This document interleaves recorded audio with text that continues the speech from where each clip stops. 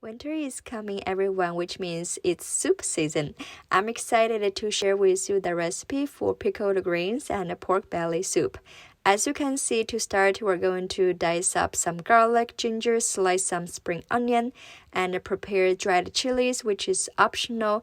In traditional cooking for this dish, we usually use pickled cabbage, but sauerkraut worked out pretty well. Slice the pork belly, sear them until golden brown, remove from the heat. Stir in diced garlic, ginger to mix until you smell the aroma.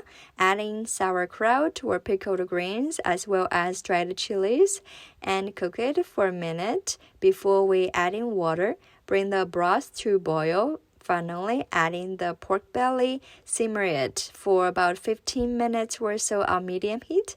Season with some chicken powder and finally garnish with some spring onion. There you have it. You are gonna love it if you love sour food. My full recipe is in my bio link. Check it out. Thank you so much for watching. Have fun cooking.